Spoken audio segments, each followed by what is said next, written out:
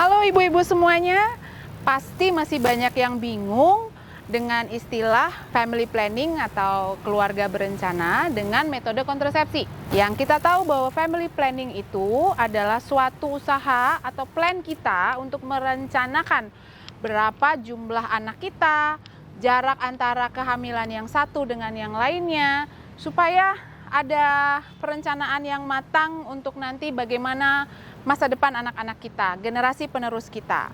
Nah, untuk itu di sini saya akan menjelaskan lebih detail mengenai pemilihan dan jenis-jenis kontrasepsi yang ada di kita. Simak video berikut.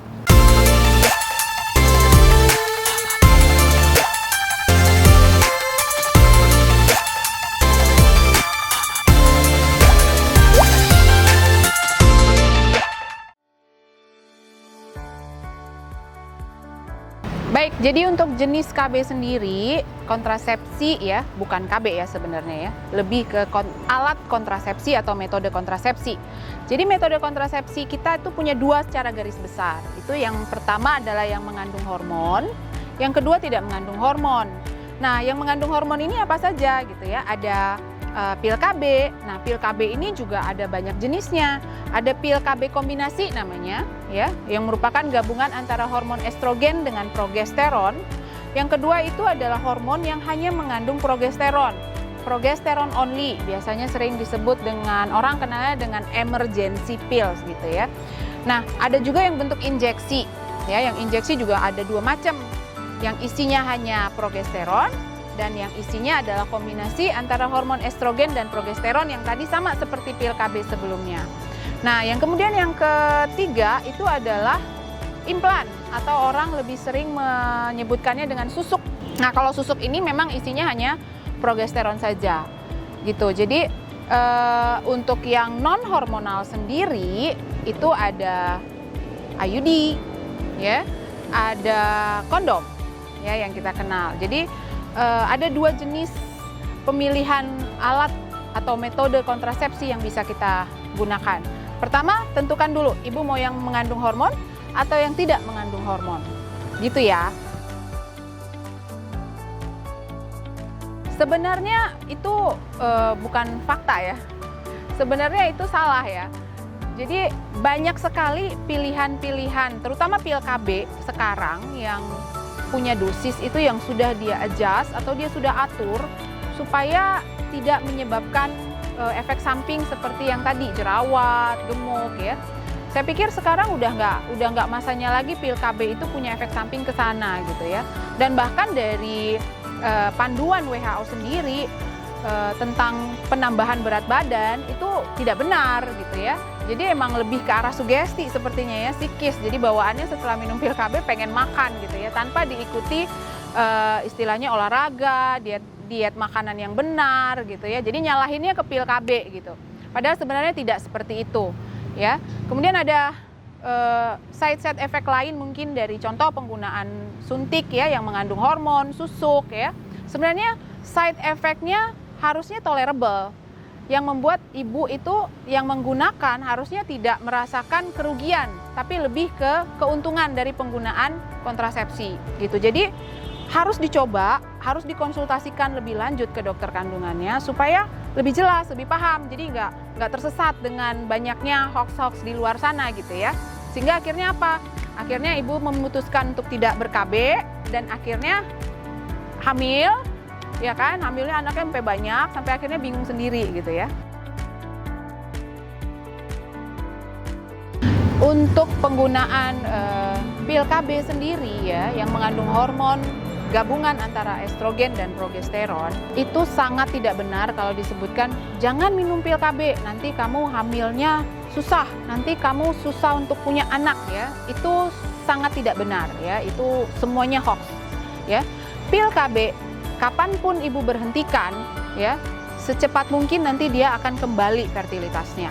Bisa langsung hamil, nggak usah kan ibu berhenti gitu ya. Kadang lupa minum 1-2 pil aja kadang bisa hamil gitu kan.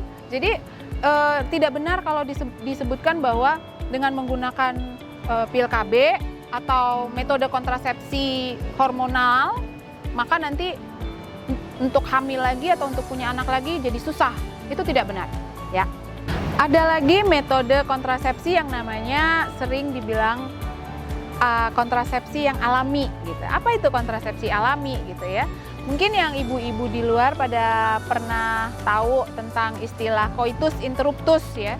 Itu istilahnya kalau ibu-ibu datang ke klinik tuh suka bilang buang di luar Bu gitu ya. Jadi pada saat suami sudah atau pasangan mau ejakulasi, nah dia akan buang spermanya di luar gitu kan. Nah kemudian ada juga yang metode penghitungan kalender, yaitu mau menghitung masa subur. Nah ini tingkat kegagalannya sangat tinggi. Kenapa? Satu, untuk menentukan masa subur pada seorang perempuan itu sangat sulit gitu. Kecuali memang perempuan tersebut memiliki siklus haid yang sangat teratur gitu ya. Contoh 28 hari. Kalau siklus 28 hari selalu on time, sudah hampir bisa dipastikan bahwa hari ke-14 ibu akan ovulasi gitu. Jadi biasanya 2 hari sebelum dan 2 hari setelah kita menghindari untuk berhubungan seksual dengan pasangan atau dengan suami gitu ya. Tapi kalau siklusnya tidak teratur, kadang maju, kadang mundur, kita nggak bisa pakai patokan masa subur ya. Jadi istilahnya tidak bisa pakai hitung kalender gitu ya. Nah, kemudian yang kedua adalah coitus interruptus tadi yang buang di luar gitu ya.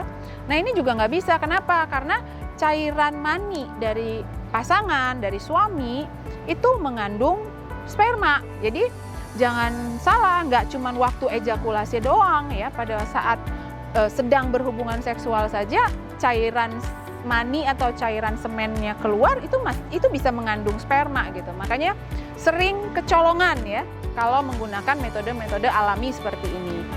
Maka dari itu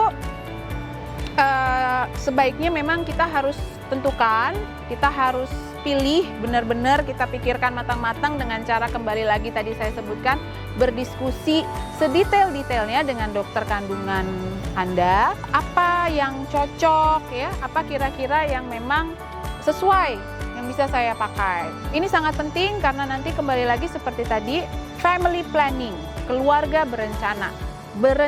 Jadi kita punya planning menentukan anak kita nanti mau berapa, jarak yang baik itu berapa tahun sekali untuk punya anak gitu. Tentunya akan disesuaikan dengan segala macam faktor dari kita, dari kultur, adat istiadat, atau mungkin dengan status sosial ekonomi kita. Gitu ya ibu-ibu.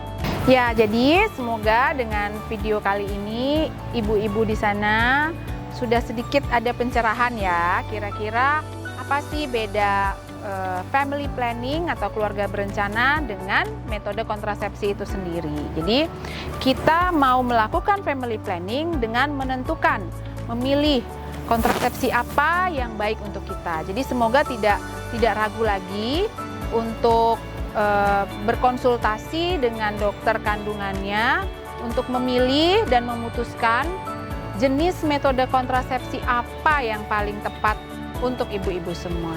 Gitu ya ibu-ibu, salam sehat selalu dari saya. Sampai ketemu lagi. Dapatkan informasi medis langsung dari Dr. Vito dengan subscribe channel YouTube ini.